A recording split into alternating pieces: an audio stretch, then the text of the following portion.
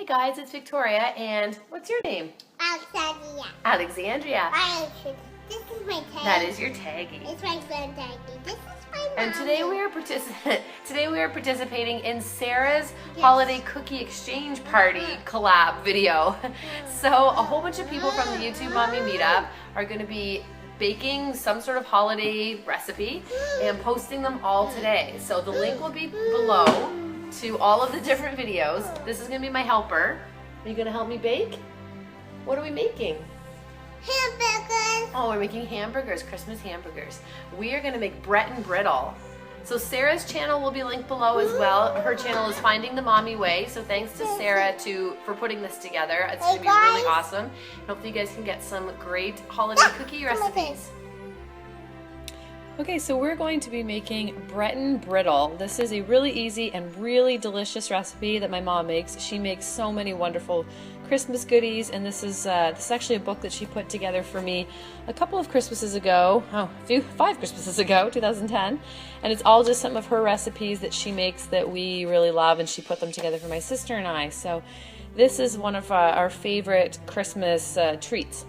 So it calls for 28 original Breton crackers, a cup of butter, a cup of brown sugar, 1 2/3 cup of chocolate chips, and chopped almonds or pecans. So let's get started. First thing we'll do is line our cookie sheet with foil and spray to grease it, and then arrange the crackers on it. So we've got our 28 Breton crackers on a pan. They almost perfectly fit. A couple of them are overlapped a little bit, but that's not a big deal. You're going to preheat your oven to 400, and then you're going to melt a cup of butter and a cup of brown sugar until it boils, and let it boil for a couple of minutes, and then take that off the heat and pour that mixture on top of your crackers. Okay, so you can see that the butter and the brown sugar are starting to melt. It just makes like a really thick, sugary, creamy liquid. It's been going for maybe a minute now. So it is all melted now, and you just want to keep stirring it pretty continuously because it will burn if it starts to stick to the bottom. I've got it over, I'd say medium-high heat, just on the small burner, which I managed to only burn over a couple of times.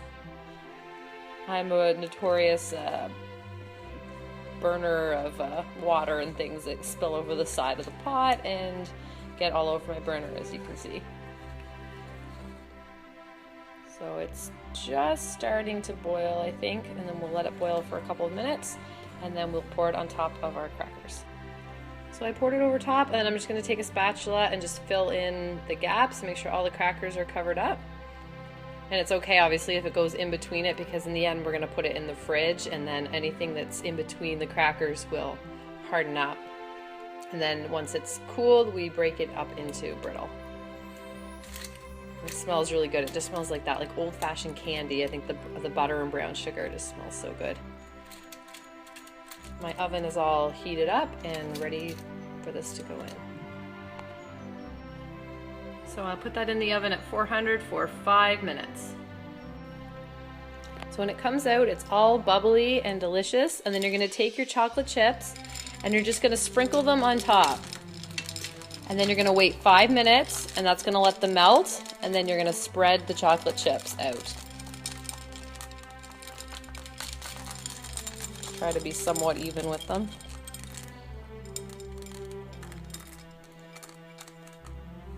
So I'll set my timer for 5 minutes, and then we will spread them out. So 5 minutes is up, and then you're going to just take your spatula, and you can see it's all melted, and you're just going to spread it out. I'll probably need both hands to do this. So the chocolate is all spread out, and then we're going to put it in the fridge, and then we're going to wait for it to cool, and then you just snap it apart and it makes brittle. So it's about probably an hour and a half later after I put it in the fridge, and you can tell it's ready because it's cold, and it's kind of dull in color. It's not like shiny like when it's still hot. So you're just going to peel, like it's one solid sheet. So you'll just peel this off, and then you'll just start cracking it into little pieces. And then I'm just going to store it in this tin here, and then you want to keep it in the fridge or else it will melt. So there we go, Breton Brittle. I filled up this container and I actually made a little bag as well. I'm going to take that over to my mom since it's her recipe. I wanted her to try it and it is delicious. I just gave it a little taste, and despite it being after 11 o'clock at night, I just had to try it and it is delicious. So I definitely encourage you guys to try this recipe out, and hopefully you check out some of the other videos in this collab. Thanks for watching. Have a great day.